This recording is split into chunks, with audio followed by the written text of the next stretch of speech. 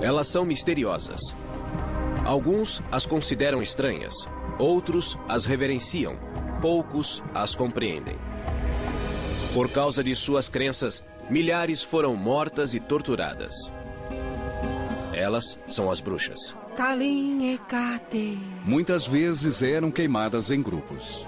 Desde a antiguidade, as bruxas são vistas como seres do mal.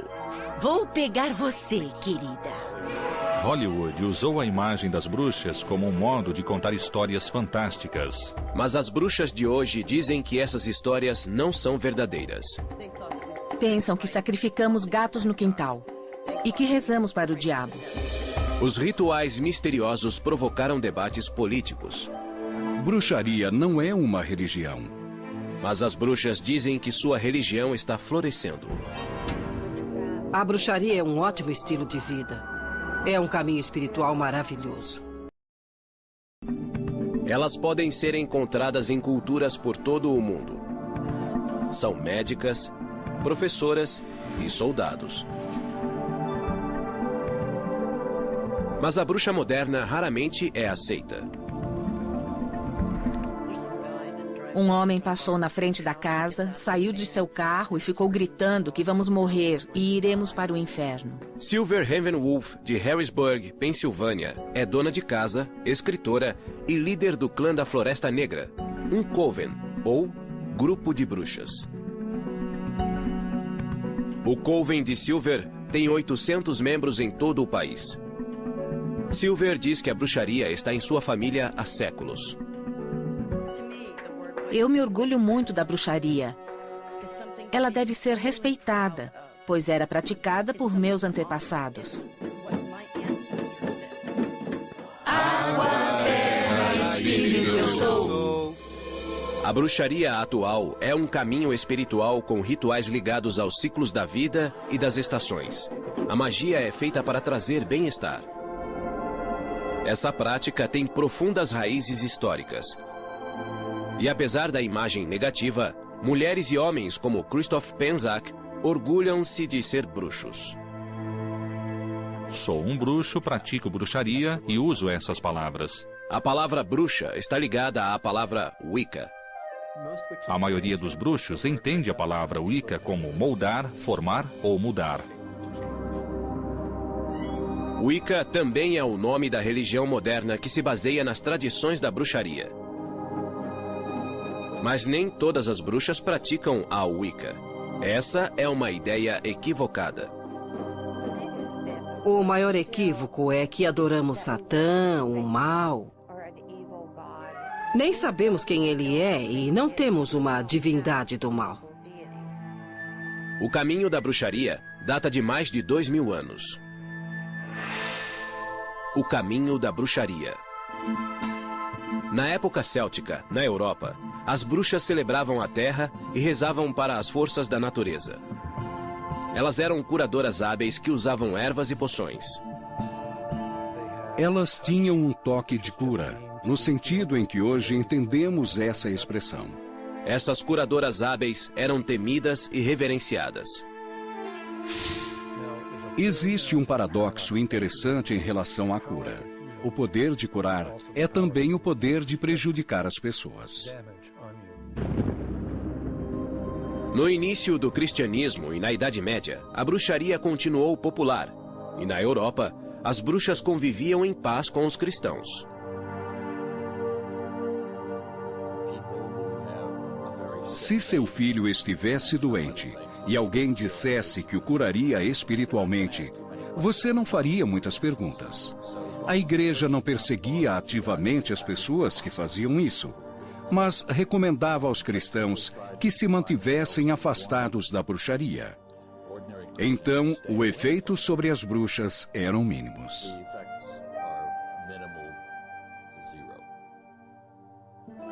Em 1231, a Igreja Católica Romana criou a Santa Inquisição para capturar heréticos.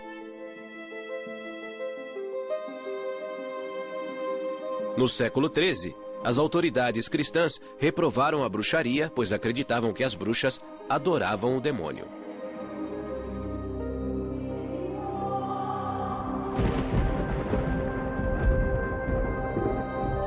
Em 1320, o Papa João XXII expandiu a Inquisição, que passou a perseguir as bruxas. É um grande salto passar da crença que os heréticos ligavam-se ao demônio para a afirmação de que a magia sobrenatural estava associada ao diabo e era tão perigosa quanto a heresia. Durante o século XIV, os caçadores de bruxas perseguiam as adoradoras do diabo. Milhares de pessoas, na maioria mulheres, foram enforcadas ou queimadas. Em 1486, 2 monges dominicanos publicaram o Malleus Maleficarum, o Martelo das Bruxas. O Malleus Maleficarum é o primeiro livro sobre bruxaria que visa especificamente as mulheres. Uma dessas mulheres chamava-se Walpurga Hausmann, que morava em Dillingen, na Alemanha, em 1587. Walpurga era parteira há 19 anos, mas quando houve uma série de mortes de bebês, suspeitou-se que fosse bruxa. O que provocava suspeitas contra uma parteira era um parto aparentemente normal que não acabava bem e o bebê morria sem um motivo claro. Se o bebê nascia deformado e morria, havia uma explicação racional. Walpurga foi presa e, sob tortura, ela confessou ter matado 43 bebês e sugado seu sangue, como uma vampira. A tortura só parou quando ela confessou aquilo de que era acusada. Walpurga foi condenada à morte e foi queimada viva. Em 1604, na Inglaterra, a lei da bruxaria tornou a prática um crime capital.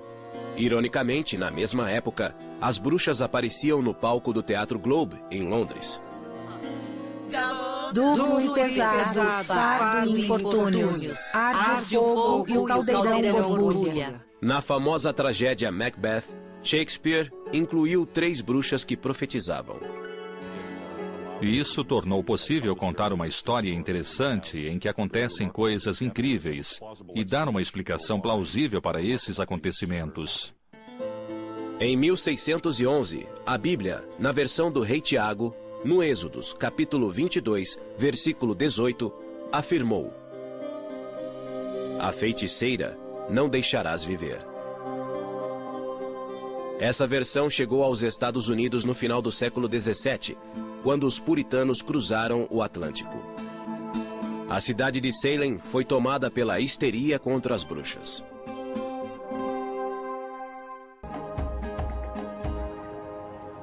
Hoje, Salem atrai milhares de visitantes na época do Halloween para o festival Acontecimentos Assombrosos.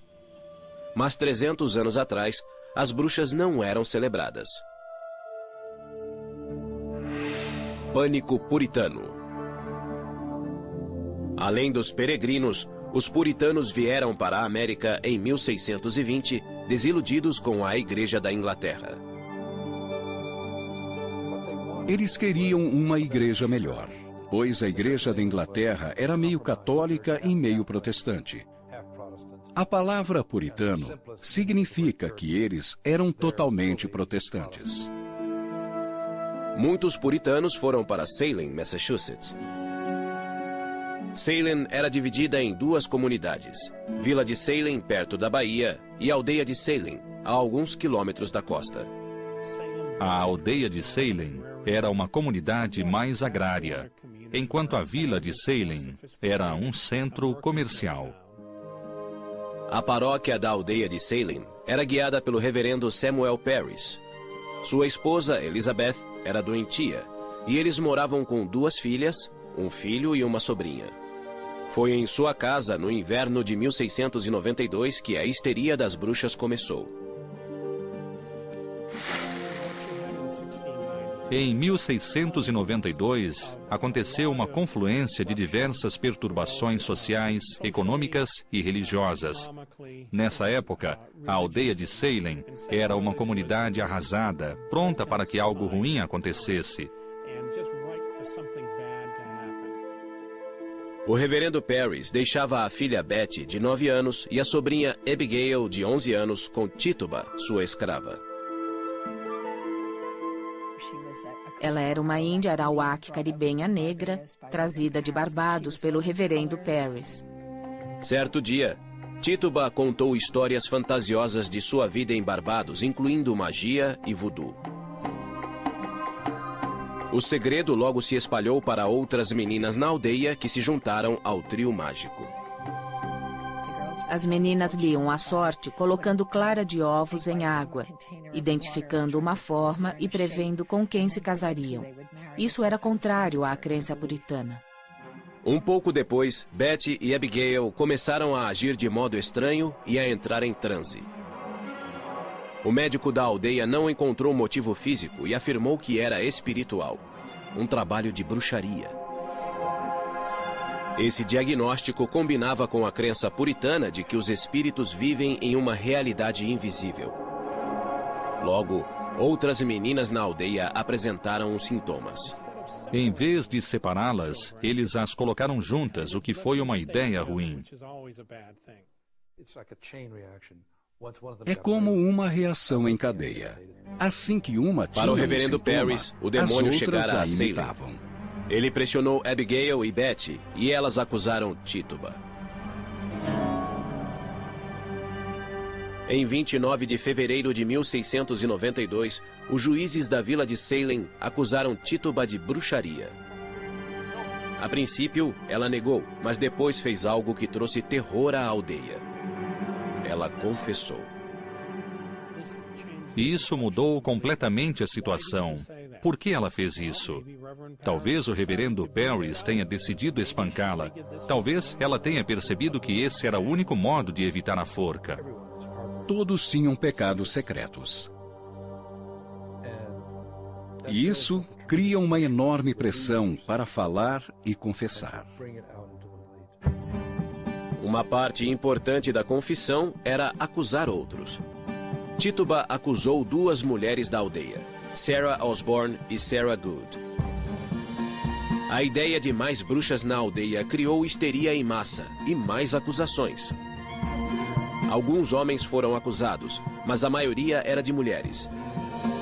Na visão patriarcal, as mulheres eram criaturas irracionais que tendiam a se ligar ao demônio. Bridget Bishop, abra a porta. Muitas temiam a batida à porta. As acusadas eram tiradas de casa e levadas ao centro da aldeia para serem julgadas.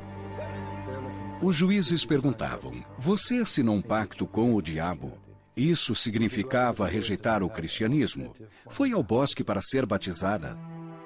Os juízes deviam encontrar provas que identificassem uma bruxa. Usavam parteiras para examinar o corpo da mulher em busca da marca do demônio.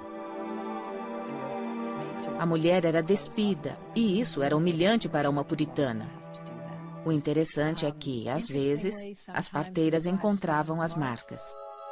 Outro teste usava água.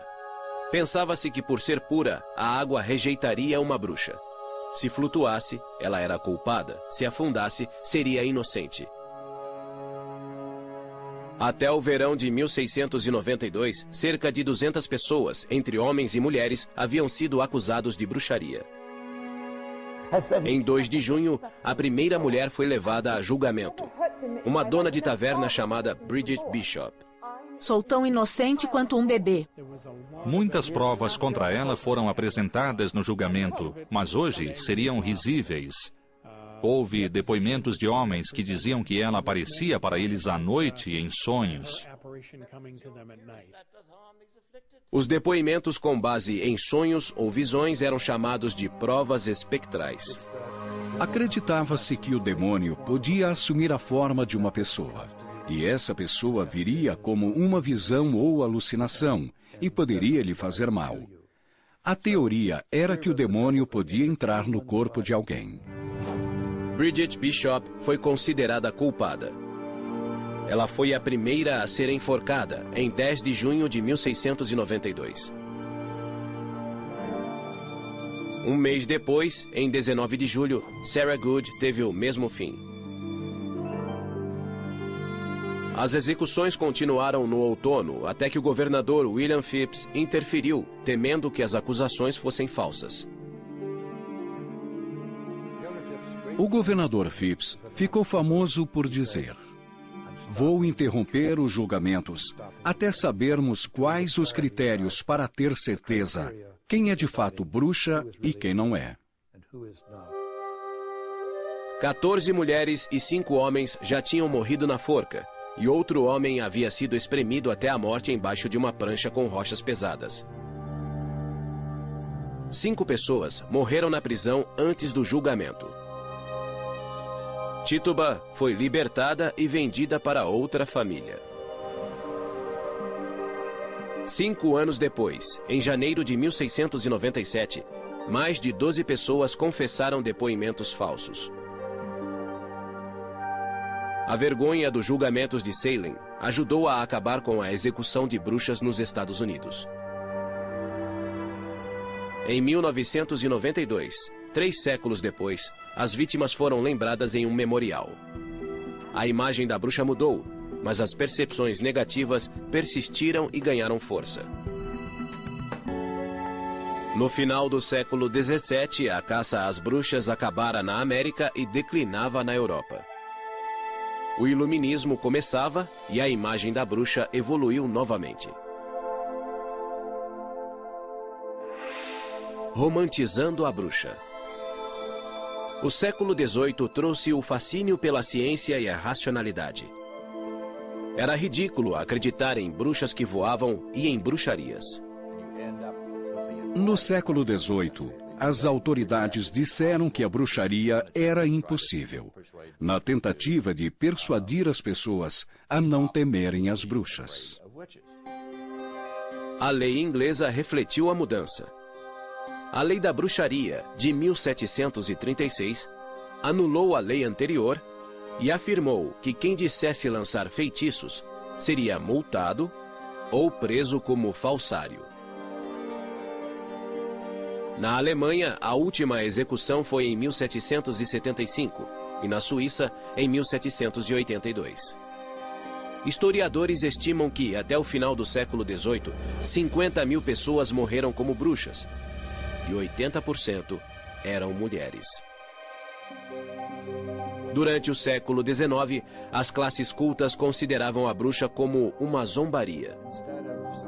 Em vez de alguém que voava e fervia bebês em reuniões noturnas, a bruxa passara a ser uma criatura ridícula, com um chapéu velho e pontudo.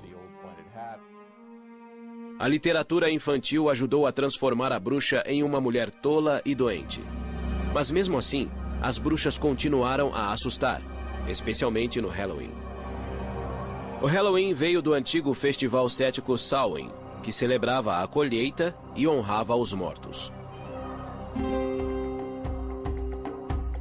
O folclore transformou essa celebração em um festival assustador, no qual as bruxas ficavam à solta.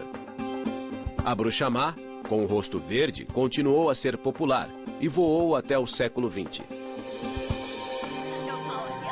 Hollywood usou essa imagem para retratar a bruxa do oeste em O Mágico de Oz. O rosto verde, a roupa preta e o riso ameaçador combinaram-se para criar a imagem do mal. Vou pegar você, querida, e seu cãozinho também. Margaret Hamilton é o arquétipo da bruxa e sempre será. Todas as bruxas que vieram depois de Margaret Hamilton basearam-se nessa imagem, com o chapéu pontudo, o nariz comprido e a voz que todos conhecem, mas que não consigo imitar. Tudo isso é negativo. Nos dá uma imagem ruim e deprecia nosso valor. Bruxas modernas como Laurie Cabot sentem-se ofendidas com esses estereótipos populares. Laurie mora em Salem, Massachusetts, e veste as roupas tradicionais negras em público. É assim que ela honra as deidades respeitadas pelas bruxas, masculino e feminino, o deus e a deusa. Fiz um voto à deusa de usar as roupas negras e o pentagrama para sempre, em sua honra. Para Laurie, Ser uma bruxa é uma jornada espiritual guiada por uma antiga tradição. A bruxaria é um bom modo de vida e um caminho espiritual, um caminho científico, que é igual ou superior a todas as outras religiões. Laurie Cabot é conhecida como a bruxa oficial de Salem, Massachusetts. Ela recebeu esse título em 1977, quando o governador Michael Dukakis premiou-a por seu trabalho beneficente. Quando se candidatou a presidente em 1988, Dukakis foi criticado por seu gesto. Ele se arrependeu muito de ter usado a palavra bruxa. Talvez tenhamos prestado um serviço ao país. Laurie Cabot nasceu em 1933 em Wewoka, Oklahoma. Ela diz ter dons de vidência desde criança. Eu conseguia prever o futuro. E meu pai dizia, deve haver uma ciência por trás disso. Então, começamos a pesquisar em bibliotecas. Quando Laurie tinha 11 anos, a família mudou-se para Boston, onde ela e a mãe conheceram uma bibliotecária chamada Felicity. A bibliotecária percebeu algo familiar em Laurie e revelou um segredo pessoal. Ela murmurou, sou uma bruxa de Kent, Inglaterra, e acho que sua filha é uma bruxa. Minha mãe só fez, pois não sabia o que pensar. Felicity ofereceu-se para ensinar Laurie. A mãe de Laurie aceitou e foi com a filha até a casa de Felicity. Aos 16 anos, Laurie terminou seu treinamento, mas ainda manteve sua identidade de bruxa em segredo. Laurie gostava de se apresentar em público e aos 18 anos tornou-se bailarina. Eu dançava no Latin Quarter, uma boate chique em Boston, cujo dono era Lou Walters, pai de Barbara Walter. Trabalhei com Pierre Bailey, Frank Sinatra e Jimmy Durante. Quando ficou noiva, ela hesitou em contar ao noivo que era bruxa e preferiu dizer que era vidente. Depois de nos casarmos, eu contei que era bruxa. Mas nessa época estávamos bem um com o outro e ele estava à vontade com minhas habilidades. Em 1965, Laurie tinha 2 filhas, Jodie e Penny. Além de ser mãe e esposa, Laurie praticava bruxaria em casa. Eu praticava magia, meditando, curando, mantendo-me equilibrada, curando minhas filhas e ensinando-as. Em 1969, os Cabots mudaram-se para Salem, Massachusetts. Com o tempo, Laurie sentiu-se à vontade para viver abertamente como bruxa. Saí do armário das vassouras. Foi incrível. Nem todos aceitaram a ideia de uma bruxa morar em Salem. Alguns moradores de Salem não gostaram de ter uma bruxa por perto. Laurie descobriu isso fazendo compras com as filhas. Um homem parou meu carrinho e disse, como ousa vir a este lugar? Sabemos que é má. Você devia ser enforcada. As pessoas que estavam no mercado ficaram chocadas. Acho que isso as tornou mais tolerantes. Em 1971, Laurie Cabot ficou ainda mais visível, pois abriu a primeira loja de bruxaria do país. Achei que seria ótimo abrir uma loja para que as pessoas viessem aprender. Seria um modo de ganhar a vida, ficar em casa com as crianças, praticar bruxaria e educar as pessoas. A loja de Laurie vende ervas, especiarias e incensos usados ao praticar magia. Segundo Laurie, a magia é a arte de provocar mudanças de acordo com a própria vontade. Você pode se curar usando magia, que é a ciência de usar sua mente, ervas, cristais e poções. Algumas poções podem ser bebidas, mas a maioria das poções é usada como perfume. A energia dos olhos ativa o cérebro para reforçar o sistema imunológico. Essas poções funcionam há séculos. Laurie ensina a ciência da magia que exige conhecimento de ervas e de padrões cósmicos. Christopher Penczak estuda com Laurie desde 1993. Laurie Cabot foi essencial ao me mostrar o poder e o amor pessoal. Por meio das experiências de cura psíquica dela, eu pude sair das aulas sentindo-me conectado ao universo e capaz. Evoco a grande deusa que habita no céu acima de nós. Laurie também ensinou Christopher a fazer encantamentos. Para uma bruxa, um encantamento é uma prece focada oferecida ao deus ou à deusa com uma intenção específica, geralmente para a cura. Peço que essas chamas queimem, deixando apenas cura, saúde e retidão. Desde 1995, Christopher dedica sua vida à magia. Ele ensina bruxaria e escreveu mais de 12 livros. Ele diz que é um bruxo, ao contrário da crença popular de que os homens são feiticeiros. Acreditamos que a palavra feiticeiro tem uma relação com a palavra traidor. Então, não gostamos dela. Sou um bruxo, pratico bruxaria e prefiro essas palavras. Christopher e Laurie acreditam que existe magia em todas as pessoas. Todos têm dons mágicos, todos têm talentos, mas é preciso tempo e treinamento para levar uma vida mágica. A vida mágica inclui a celebração de 8 festivais sazonais, chamados de sabás, que representam nascimento, morte e renascimento na natureza.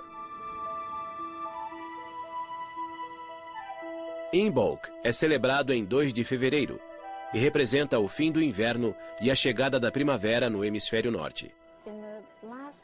No final do inverno, há uma sensação de congelamento no ar, mas o sol retorna à Terra. E é isso que evocamos. Estamos aqui para curar a Terra, para curar a nós mesmos, para trazer equilíbrio e bondade em lugar do mal e das feridas do mundo.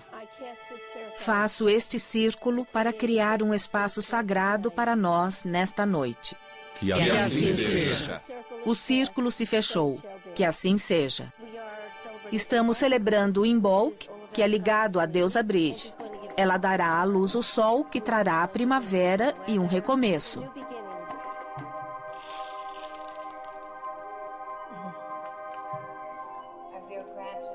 Recebemos os dons do fogo, espírito, amor e cura. Todas as artes mágicas. Usamos sementes de girassol. O que é melhor que o sol voltando à Terra? Tomamos essas sementes e as levantamos sobre a cabeça. Esperamos que renovem a Terra. Abençoamos as sementes e as levamos para casa, para plantá-las, para que comecem a crescer. Alegria se encontra, alegria se separa e se encontra de novo. Sim!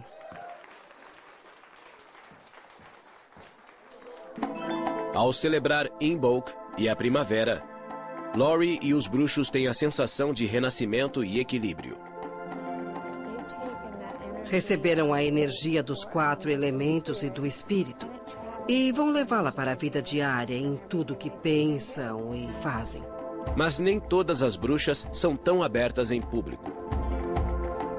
Algumas ocultam sua identidade por causa de ameaças. As bruxas realizam rituais de cura há mais de 2000 anos e muitas continuam nessa tradição. Nos reinos poderosos. Às vezes elas se reúnem em círculos para rezar por cura e honrar os ancestrais. Segredos de uma bruxa. Silver Ravenwolf afirma descender de bruxas. Ela mora na Pensilvânia e escreveu vários livros de bruxaria, mas usa um pseudônimo.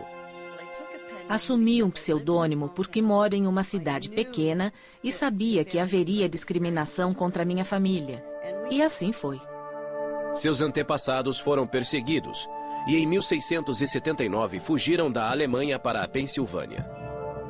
E com eles, trouxeram a tradição mágica da cura pela fé.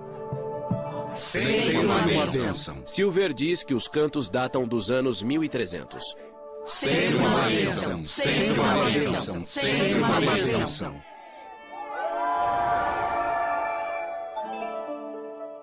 Silver nasceu em 1956 e cresceu ouvindo histórias sobre bruxaria. Mas a mãe de Silver era protestante e criou a filha em sua religião. Silver nunca se considerou cristã devota, mas acredita no poder da magia. Quando criança, ela fazia encantamentos com seu brinquedo favorito. Eu tinha um fantoche que usava para fazer pedidos que sempre aconteciam. Isso me assustou e parei de usá-lo. Silver foi influenciada pela famosa série de TV dos anos 60, A Feiticeira. Eu queria ser Samantha e mexer o nariz para limpar a casa. Elizabeth Montgomery era linda e não se parecia em nada com a imagem popular de uma bruxa com que estamos acostumados. Era uma história de alguém que tentava viver em um mundo onde era completamente diferente dos outros. Era assim que Silver se sentia. Aos 16 anos, ela viajou para a Espanha com sua classe de espanhol no ensino médio. Quando voltou, sua mãe morreu de leucemia. A morte da mãe foi uma tragédia que alterou a vida de Silver. O mundo não fazia sentido. A religião que aprendera não me ajudou. E então encontrei a Wicca. Wicca é uma religião ligada à natureza e aos 4 elementos naturais: terra, ar, fogo e água. Para os wiccanos, o sol simboliza seu deus e a lua simboliza sua deusa. A Wicca baseia-se em ritos pagãos europeus e chegou aos Estados Unidos nos anos 50. Gerald Gardner, um funcionário público inglês, popularizou-a com o livro Bruxaria Hoje. O livro foi publicado em 1954, 3 anos depois da anulação da lei que multava ou prendia quem evocava espíritos ou fazia encantamentos. Gardner pesquisou rituais pagãos que reconheciam um deus da terra e uma deusa-mãe. Era moda nos anos 60, pois era contra a cultura. Se o cristianismo medieval era a opressão da igreja cristã, a bruxaria era a resistência clandestina. Os wiccanos são um subgrupo das bruxas, mas nem todos se consideram bruxos. Tanto a Wicca quanto a bruxaria reconhecem a lei tríplice. Na Wicca dizemos que tudo que você fizer voltará para você 3 vezes. Não há perdão para os pecados. Você é responsável. Silver diz que a Wicca permitiu-lhe explorar a ciência da magia e fazer mudanças positivas. A Wicca permite incluir a ciência na sua vida, pois a magia não é nada mais que física quântica. Ela estudou física quântica para descobrir a relação entre energia e matéria. Eu era uma bruxa solitária e praticava sozinha, sem treinamento. Eu voava com autoconfiança mágica. Em 1980, Silver conheceu Irvin McCormick, apelidado de Mick. Os dois se apaixonaram e casaram, e Mick aprendeu Wicca com a esposa. Tiveram 4 filhos, e a princípio guardaram segredos sobre sua religião, mas os vizinhos descobriram. Pensam que sacrificamos gatos no quintal e que rezamos para o diabo. Silver decidiu praticar a religião abertamente para que vissem que não causava danos. Os wiccanos acreditam que a energia que existe em tudo pode ser dirigida pelos cantos e rituais. Terra, espírito, eu sou. Alegria! Eu sou. Fogo, eu sou. Silver dedicou-se totalmente à bruxaria para escrever um livro para iniciantes. Em 1993, Voando em uma Vassoura de Prata foi publicado e teve sucesso. Silver é a líder do clã da Floresta Negra, um coven, ou grupo de bruxas da mesma tradição. Trabalhamos juntos. Há mais poder em um grupo quando se faz magia para uma pessoa. Guardiãos do Norte, elemento terra. Pedimos que as energias da Terra venham, nos ajudem e nos guiem no que estamos fazendo no ritual. Silver usa a magia de seus ancestrais para murmurar preces de cura. Funciona se murmurar cantos silenciosos que ninguém ouve. Você sabe o que diz, mas nem a pessoa com quem trabalha ouvirá. Rezo por minha mãe. Peço que os espíritos aliviem a dor e o sofrimento que ela suporta há bastante tempo. Não adoramos o demônio. Tem a ver com cura, com amor e luz e como respeitar a Terra. A filha de Silver, Fallin, é parte do Coven e é sargento do exército. A médica de 25 anos diz que foi discriminada por ser bruxa. Não é que o exército trate mal as bruxas, mas algumas pessoas têm dificuldade para conviver com quem é diferente deles. Mas uma viúva wicana acha que os militares foram injustos. E sua campanha por liberdade religiosa chamou a atenção de George Bush e da imprensa.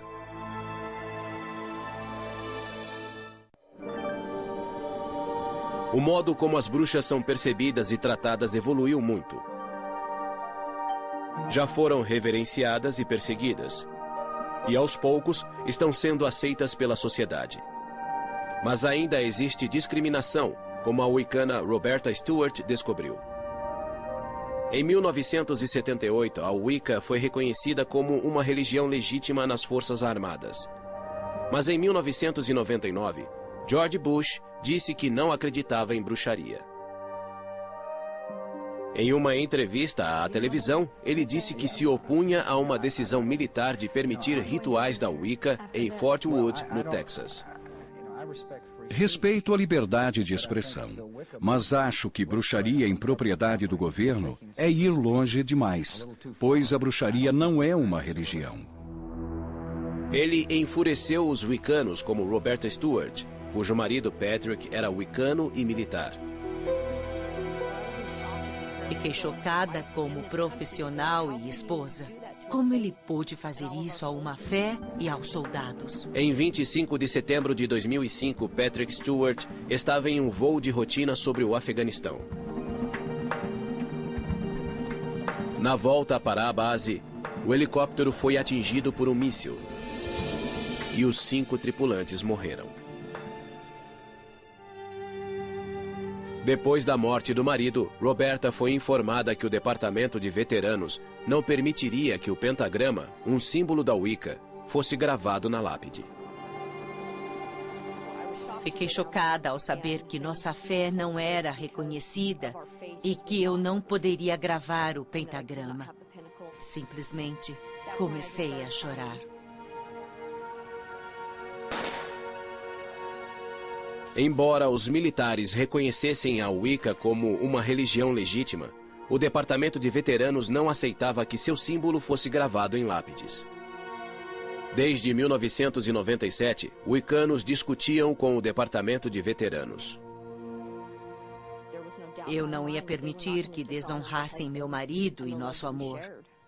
Então, me preparei para a luta. Redenção.